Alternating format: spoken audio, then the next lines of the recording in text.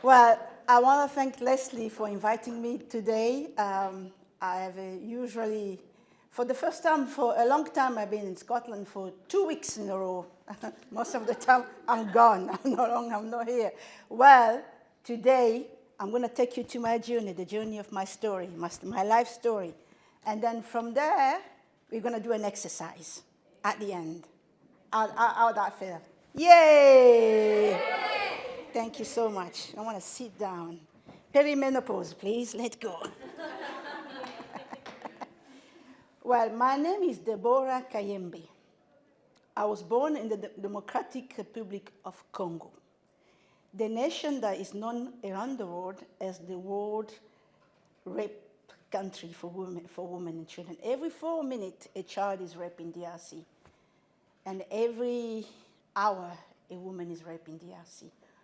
In Eastern Congo, we have a larger number of children born as a result of rape, and that creates a stigma in our society.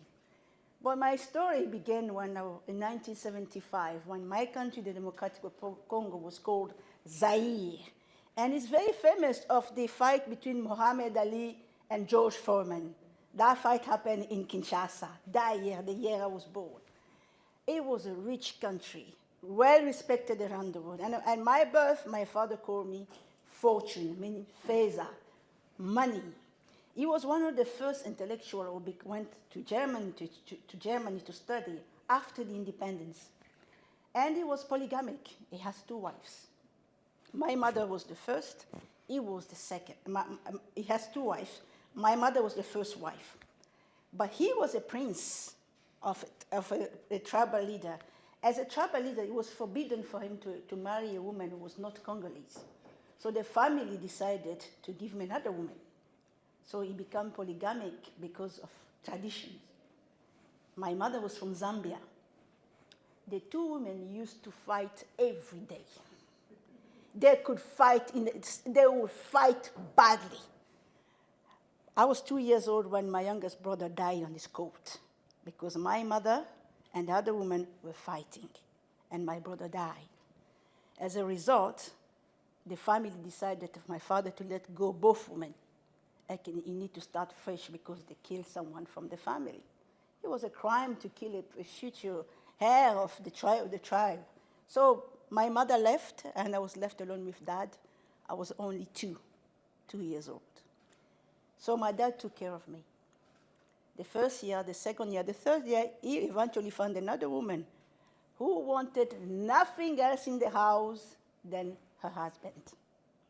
The other children, no way, I don't want them in this house. This is my marriage, she said.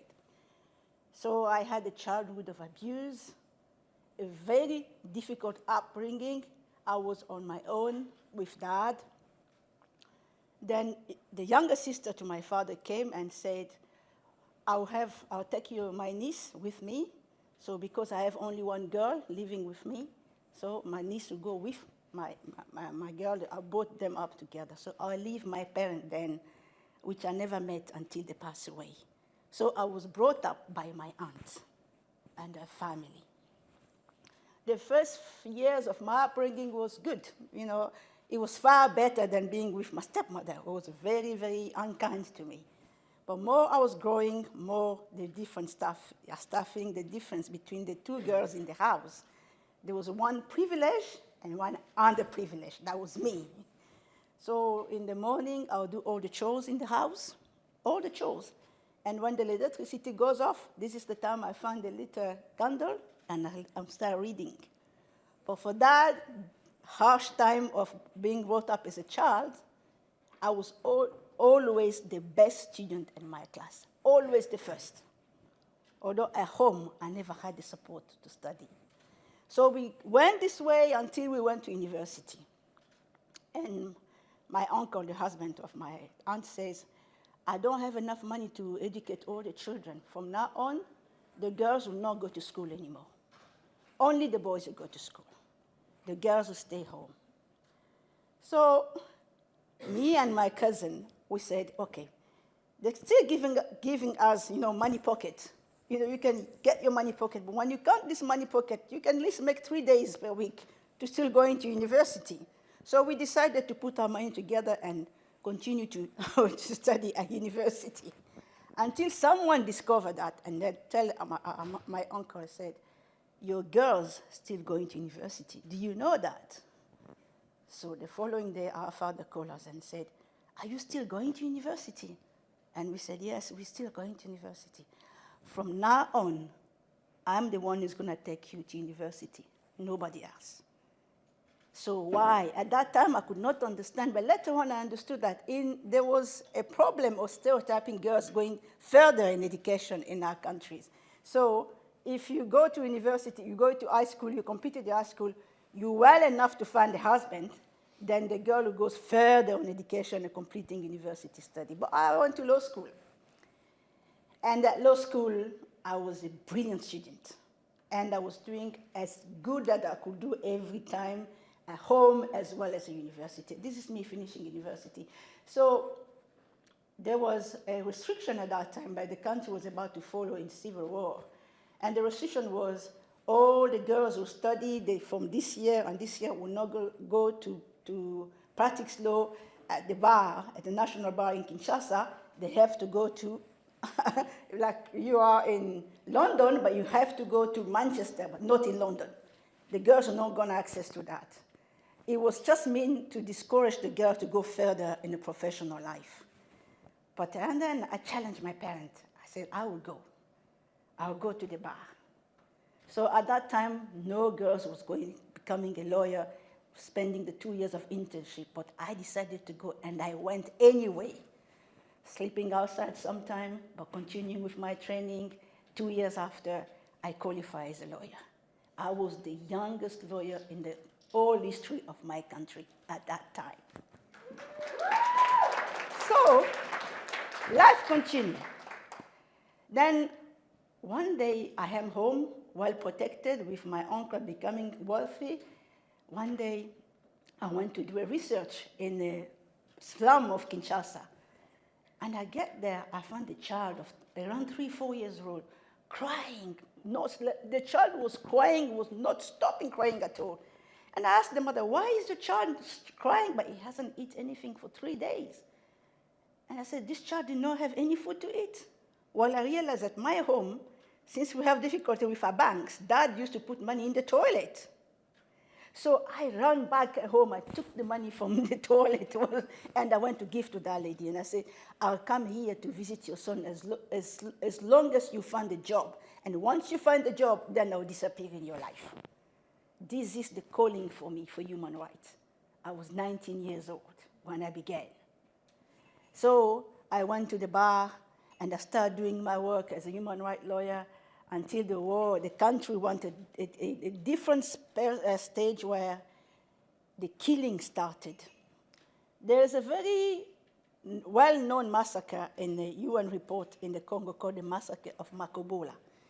That massacre saw in 1 day 560 women buried alive after they were raped.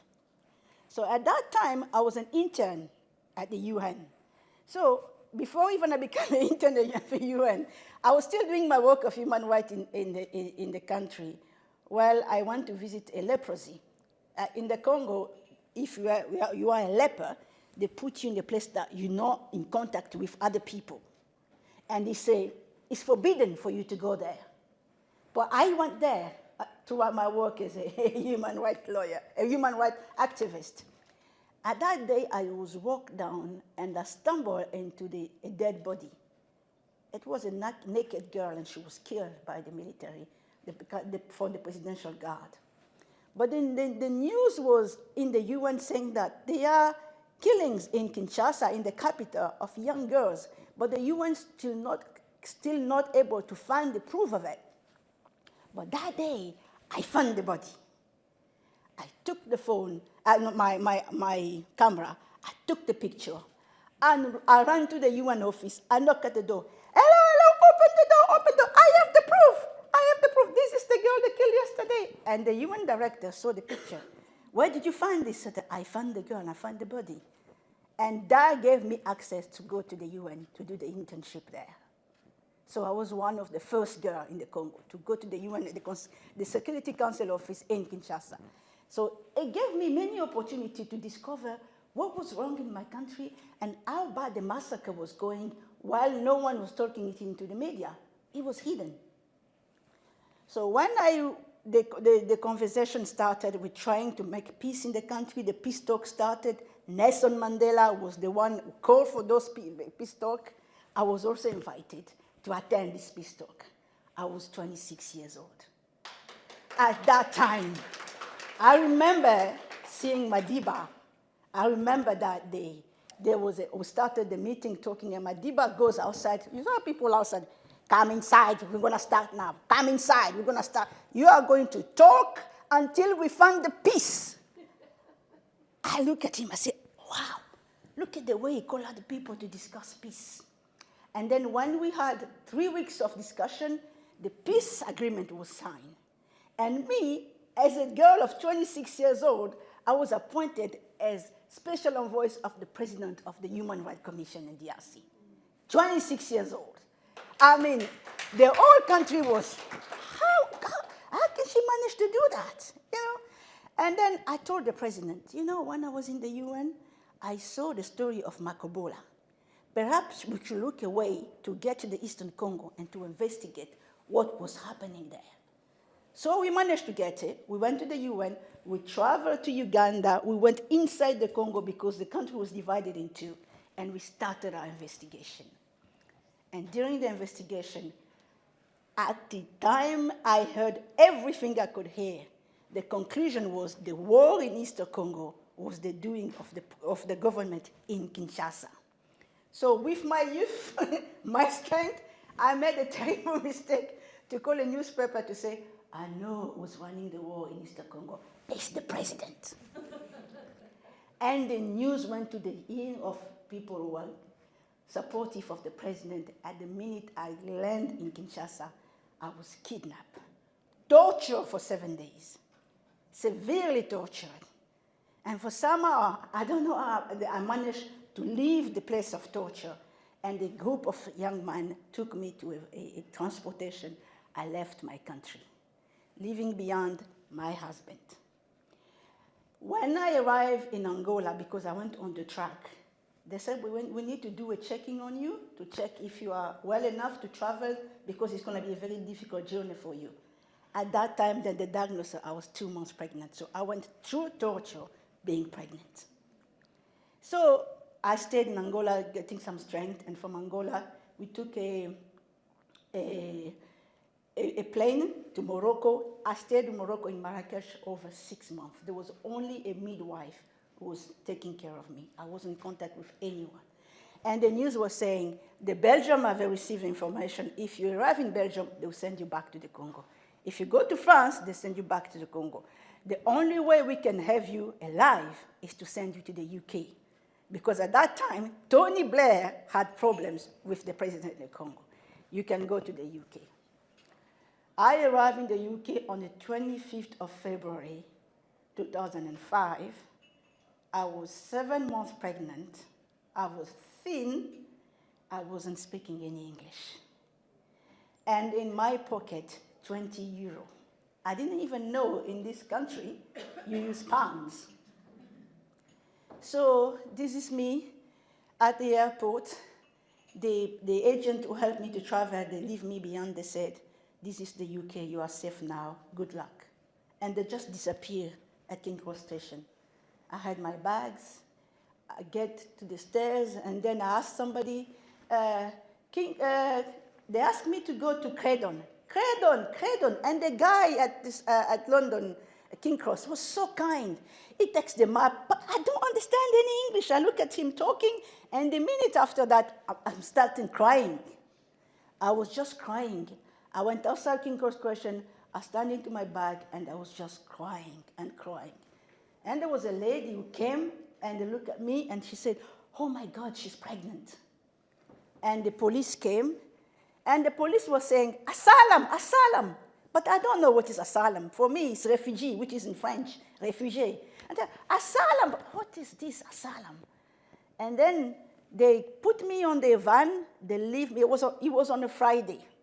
They leave me at the entrance of Credon, where people seek asylum in the UK. So the office will open only on Monday. They drop me there on the cold, no coat, in February. That was my first day, no food, no water. Second day, Saturday, no food, no water.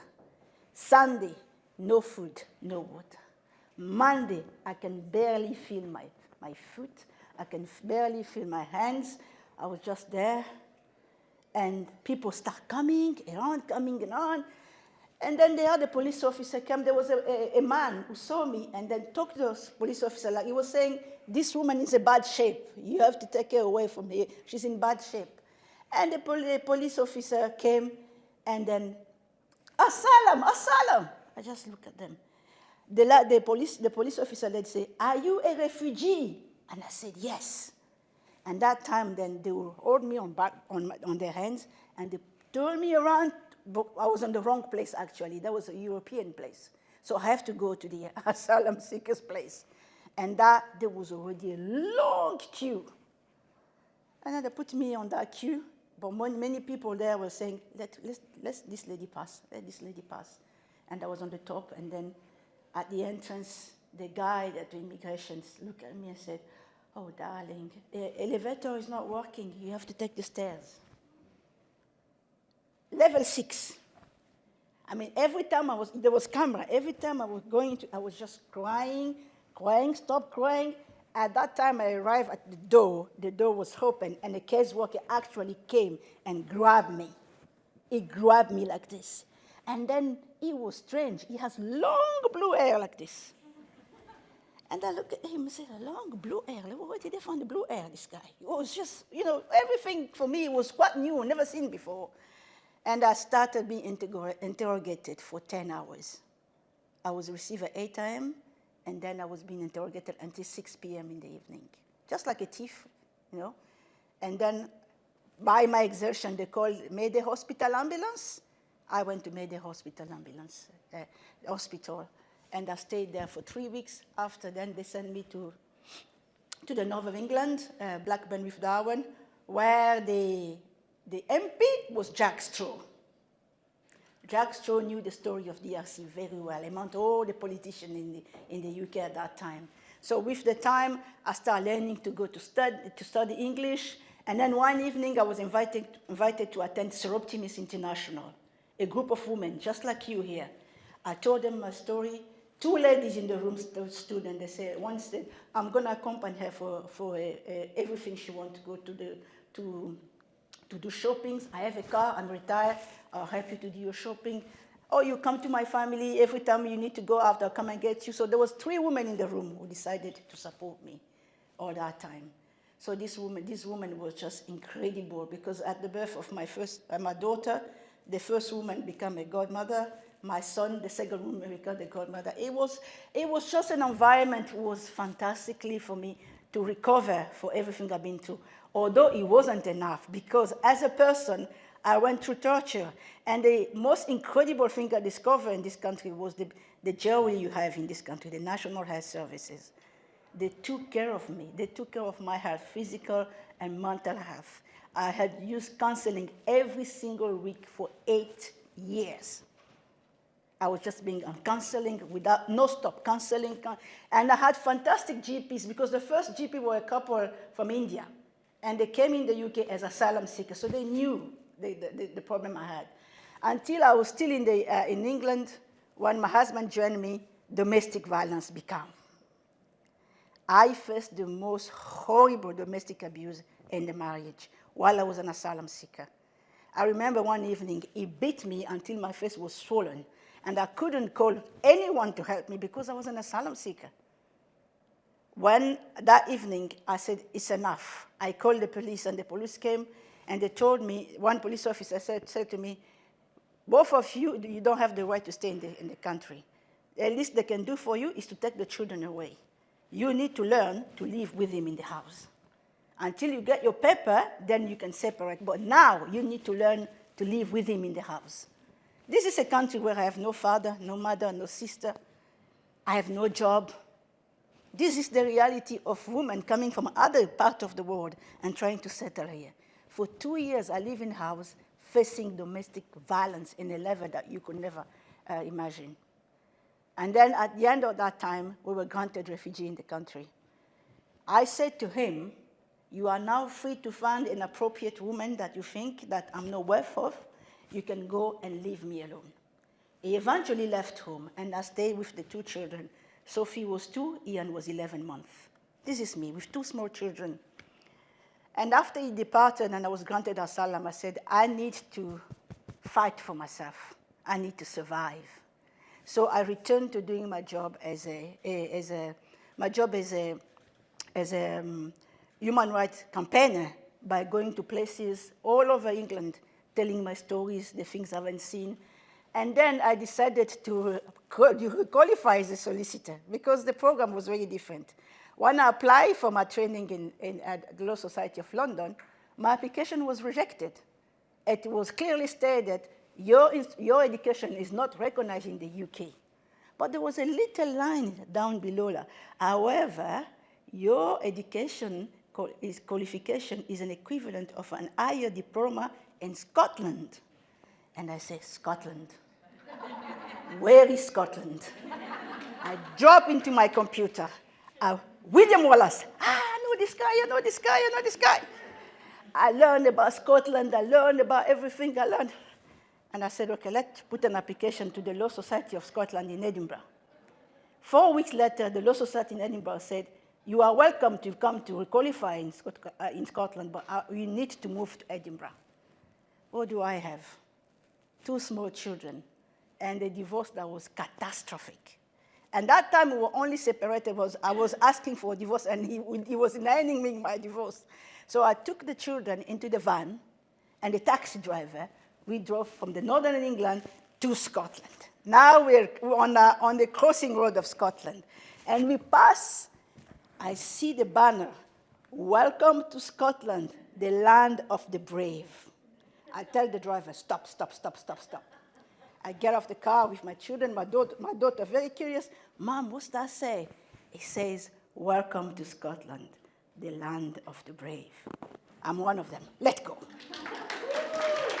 So we crossed to Scotland. And then this is me, and I'm saying this to every woman in this room. There are moments in our life we need to reinvent ourselves. There are also moments in our life we need to make difficult choice. My choice was no more relationship. I'll go on my own, and I'll concentrate on myself and my children. So I went to the Scottish Refugee Council and asking if I can be able to do my advocating for refugees there. They said, yes, Deborah, you can tell us your story. I began going every place in Scotland, even far north Scotland, telling my stories. Until one day, the Scottish Refugee Council told me, we are celebrating the 30th anniversary of the Scottish Refugee Council. Can you give a speech at the Scottish Parliament? I went to the Scottish Parliament at that day. The late Sir Alex Salmon was there. All these institutions that ran in Scotland were all present. And I told them my story, and I said, I am going to fight until you close Dungarval prison here in Scotland. We will not tolerate people being used badly as the refugees are being taken to Dungarval. That evening, the Royal Society of Edinburgh discovered me. So they sent me a message to say, Deborah, we are this year opening the doors to people, to minorities, and we want the refugee to join the Royal Society of Edinburgh. Can you come for an interview? And I said, the Royal Society of Edinburgh, wow. It's on George Street. And this is me on George Street. I get to the Royal Society of Edinburgh. At the reception, I said, I have an interview today. And the lady said, Deborah, the elevator is not working again. But you can go left, right, turn left, turn right again. Bon, I get that. I go to the stairs, I end up into a room with portrait of male, white male. The most intelligent man in the world history, with the fine robe. And the portrait was all over there. You see the portrait. And someone tells me, in this Royal Society of Edinburgh, we have 260 portraits, all male. Only one woman, two women, the late Queen Elizabeth and Florence, the nurse. That's no. And I said, all white. Yes, all white, of course. And then I turned my back. I said, the next time there will be a black woman here, been 1,000 years, not now. And then that day, I did my interview. On my way home, they wrote to me to say, Debora, for the first time in the history of this institution, you are welcome as a member of the Royal Society of Edinburgh. And I said, wow, I have to prove myself. So, working group for migrant, working group for this.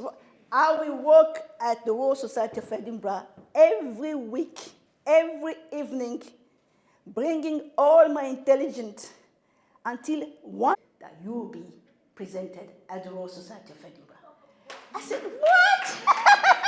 I took the phone just like this. What? No, no. And 2 days later, the painter was there and the portrait was erected. And the portrait was exposed at the Royal Society of Edinburgh. 276 years after its creation, a black woman was on the wall. It was like, wow. The news traveled all the way to America. Then the dark side began. When some member of the clan, the Ku Klux Klan, said openly that I have broken the boundaries, I have violated the sanctuary of white people. So began the darkest moment I have in Bonnyrigg. I came in Bonnyrigg in 2011. My children attend the school just next to my house. But for years, you see women having their period, taking the leftover for their period, throwing into my garden. It was happening. I was not saying anything. It was up. But then it became worse when Boris Johnson became prime minister. I mean, it was like everybody asking you, what are you doing here? Where is your country? Yeah, these things, I went through that. But until the day, it was the killing of George Floyd. So we were going between the killing and the COVID together. So those things came together. The statue falling all around the world. And suddenly, someone went into my property, put the nails into my tires of my car. I wake up one morning, I get into my car, driving off, and my car swerved into the road. Whoa! I get off the car and I look. All my tires are flat. Someone put the nails onto my tire. And I said to myself, I've been very polite. I've been abused, home, family, marriage. This time, no one is going to put me away. So I went on Facebook. I said, this is the message to all people of Scotland. My name is Debora Kayembe. I live in Bonnyrigg. If you are not happy for me to live in Scotland, take your gun and shoot me. But I promise you, I'm not leaving this country. I came here, and you have to ask me why I am here. I'm calling you into dialogue. I am not going anywhere. So the reaction was like, hey, the whole world wake up and down. But what I saw in Bonnyrigg 2 days later, because I wrote the message, was on Thursday. On Saturday morning, someone knocked at my door. I knew that it was already a news. The media took the news. When I opened my door, it was a local man from Bonnyrigg. He brought me some flowers. He gave me the flower, and then I hugged him, and he left. And I remember what I did. I closed my door behind, and I sat into the floor. With the flower, I began to cry. My children told me, Mom, you need to put this flower on Facebook, because not everybody is the one who are attacking us here. Some people are really caring. You need to show them that. My children began to have some flashback at school. You know, the friends from the phone, the children who have phone, who have access to the phone, starting attacking them. But there was another incident in the mix of all that. My daughter was asked to perform a slave dance in the class. In a class where there is a majority of white students, pupil, my daughter was the only black girl, the teacher said, you are the slave, and the other, they will beat you. Demonstration in music. What was extraordinary in that story was the student, the pupil, said no to the teacher. We will not do that to Sophie. No way. We will not do that to Sophie. No way.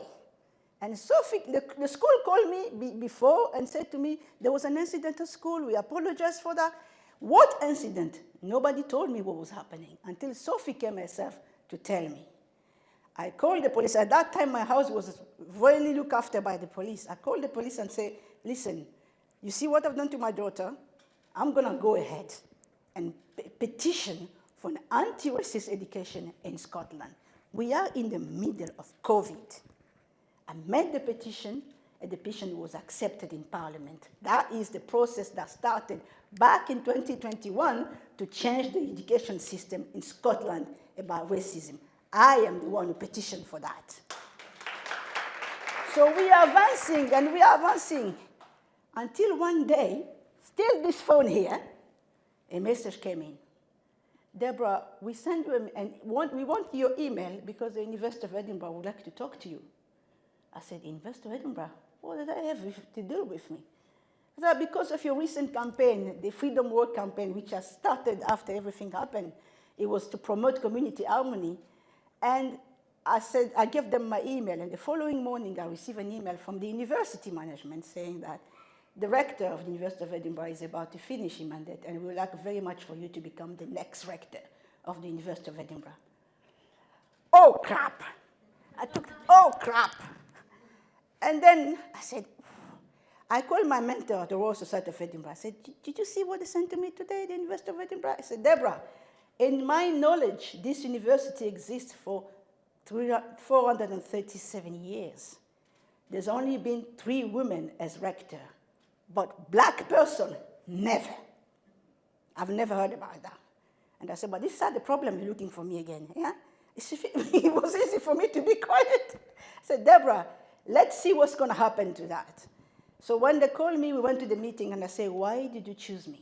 Why me? The work you're doing in Scotland, the transformation you're bringing in Scotland is worth for you to do it at university level. So we began the campaign straight away. The campaign was really fast until the 6th of February, about 1 p.m., someone from the university contacted me to say, Dr. Kayembe, I'm writing to you to inform you that you are the sole candidate and unchallenged rector of the University of Edinburgh. I'm going to give myself the work to inform Her Majesty the Queen, because she has to approve your election, and then we can welcome you as rector of the University of Edinburgh. Congratulations. 436 years later, I made history. So looking back, I'm not going to go far from this. You can ask me any question you want, but what I want to tell the ladies here, be yourself. Never change. Be yourself. Never say never. No one tells you that you cannot make it. No one. Be true to yourself. Because some of the challenge I faced at the University of Edinburgh, for example, when it was questioned to challenge Islamophobia at the university level, it was one of my biggest battles. Until it was recognized at the University of Edinburgh that Islamophobia is banned from the teachers or from the staff worker at that time. And I remember also when one of the students wrote to me to say, Dr. Debora, underneath your office, there is a crime scene. There are remains of your ancestors.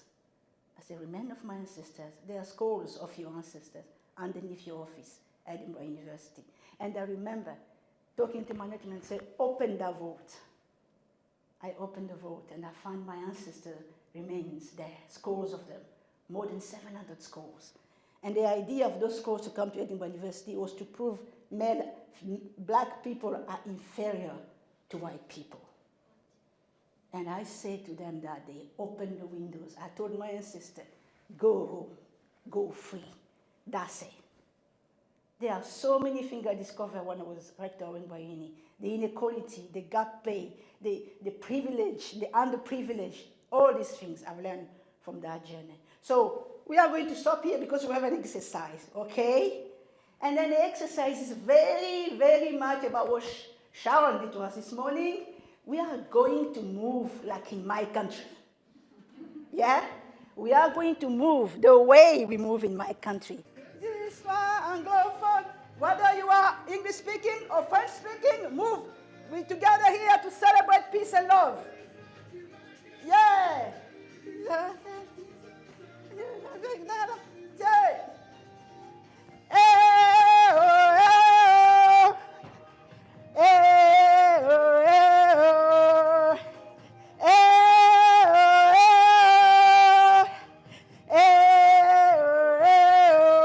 Follow me, Africa. Woo! C'est l'hospitalité. La la la la. Bienvenue à Paris. Woo! Réalisez 6 jours.